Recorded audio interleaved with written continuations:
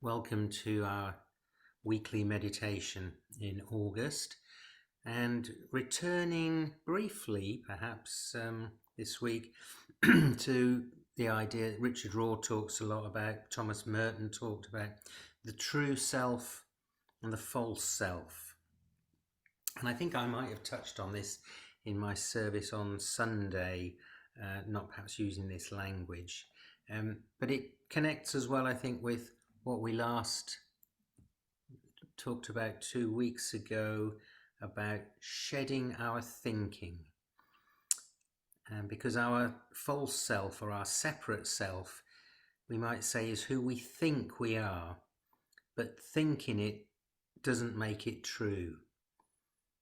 It's very often a construct of our environment, our families, what we're surrounded with, our culture, even our religion. Probably something necessary to get us started in life. It might even correspond to what Richard Raw calls first half and then second half of life, but it's not really the real us. Our thoughts contribute to this construction and maintenance of this false self, that which we think we are or pretend to be. Arrogance, a title, costume, a role we take to be ourselves, but it's almost entirely created by our minds and our surrounding culture. Conversely, as we come to a deeper acceptance and awareness of our true self, we may even say soul perhaps, we know that our identity comes not from these things around us, but from God's love. So, part of the process of living in the true self is to limit the activity that goes on in the false self. And so here we practice this in our meditation with a focus on our breathing. So as usual, we take time to sense where we are in the room, to adjust ourselves, to refocus, feeling our connections to the chair, the sofa, the bed, maybe even the floor. Certainly the floor through our feet. And we take 2 deep cleansing breaths, in through the nose and out through the mouth.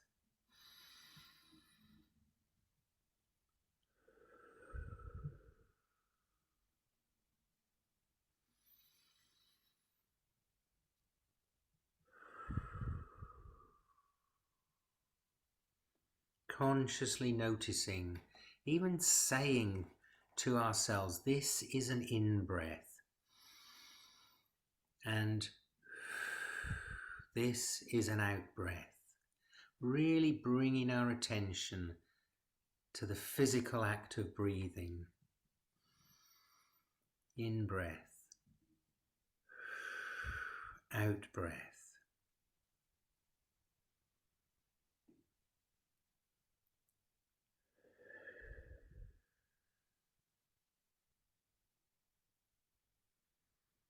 And now try to pause after the inhalation and notice that pause as well.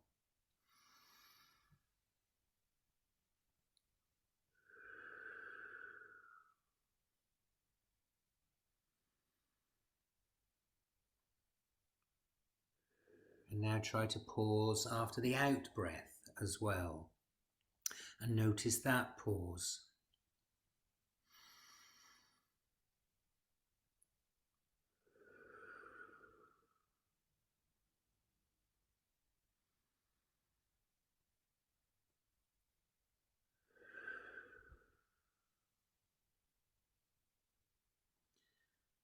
And now sensing the rest of our body and that sense of connectedness through the feet to the floor, through the top of the head to the air around us. And I invite you to scan the body, starting from the top of the head.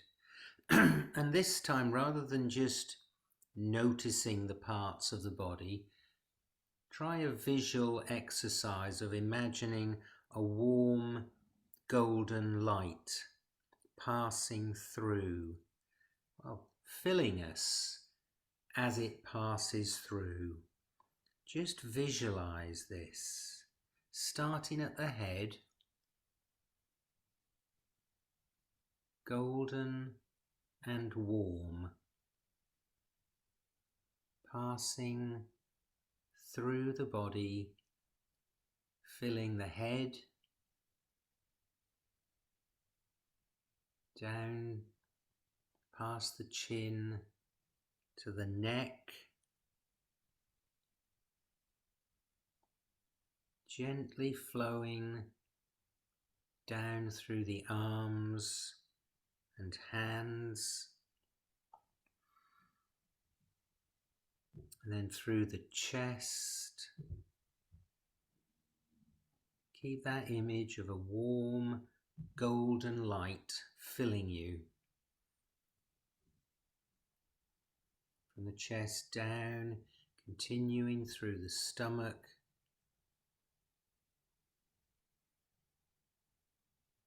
the waist,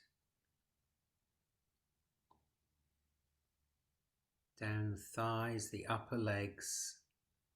Imagine your body filling with this warm golden light. That's bringing a sense of lightness with it. Down the lower legs,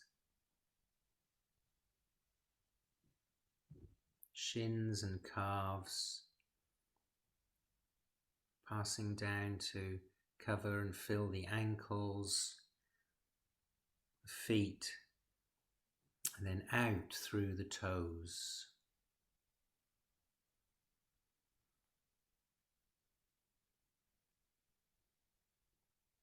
Filling you and connecting you.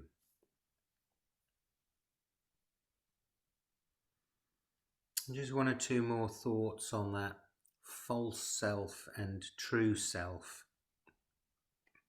I think the false self sometimes it's not bad, it's just not the real us, and it's very much associated with protecting our ego. Perhaps there's an element of fear there. Self-protection often says no to things. It turns us inwards. And all our problems it locates as being out there, someone or something else's fault, never in here. In contrast, the true self proceeds by expansion, by turning outwards. It grows not by excluding, but by including. It sees things deeply and broadly, doesn't say no, but says yes, at least on some level, to whatever comes its way.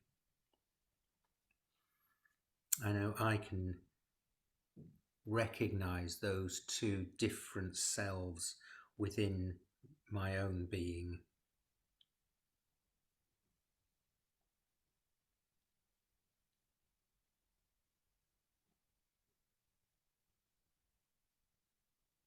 To not let go of our false self at the right time and in the right way is what it means to be stuck, trapped, addicted to ourself.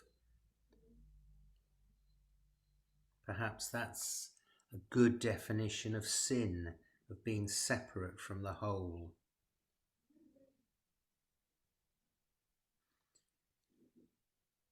Another author says, I believe God gives us our soul, our deepest identity, our true self, at our own conception.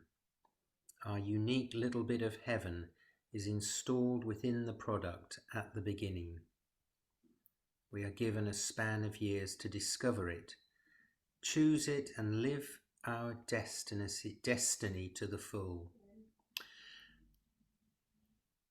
And quotes the poet Gerard Manley Hopkins and the poem As Kingfishers Catch Fire.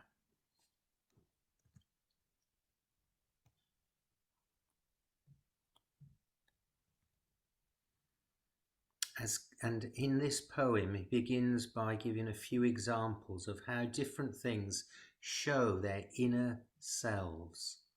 The kingfisher, the dragonfly, a rock. As kingfishers catch fire, dragonflies draw flame. As tumbled over rim in roundy wells, stones ring. Like each tucked string tells, each hung bells, bow swung, finds tongue to fling out broad its name.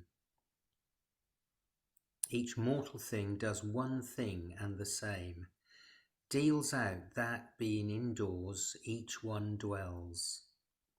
Selves goes itself, myself it speaks and spells, crying, what I do is me, for that I came. So through their expression of their inner selves, they grow close to God. And this is the same for human beings. If we tap into our most essential self, we too will be inhabited by Christ and come closer to the divine. So as we move to a longer period of silence,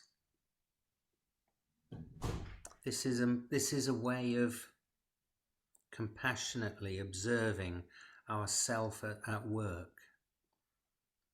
When we enter into meditation, we let go of our interior dialogue, our fears, our needs. And so as we move to this time of silence,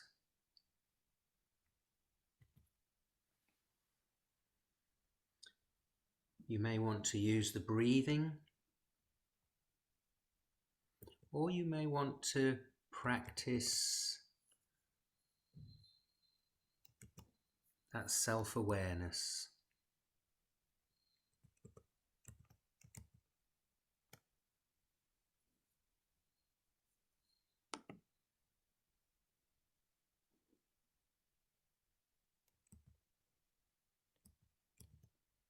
Whichever it is, noting, being aware of your thoughts, perhaps using the idea in centering prayer of entering an inner room, symbolized in most traditions by the heart, and symbolically closing the door of that room, symbolizing your intention of letting go of thoughts, preoccupations during this time of silence, which will enter and leave with the sound of the gong.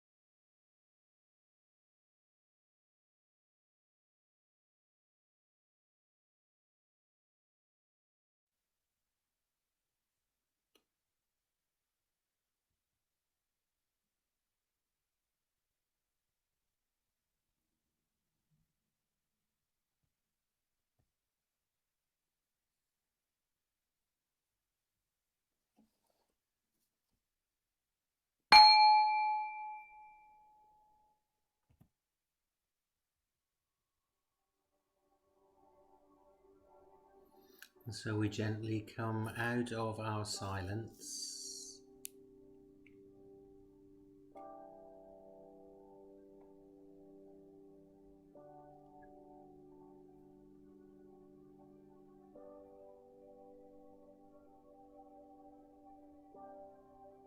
becoming aware again of our breath,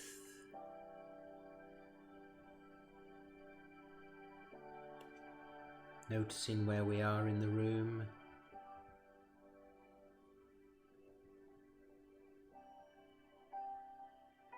Maybe the image reminding us of the line, as kingfishers catch fire, dragonflies draw flame.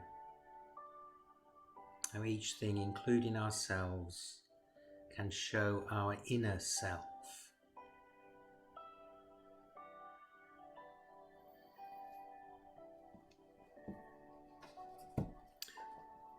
And some closing words from Hildegard of Bingen, making that connection between contemplation and action.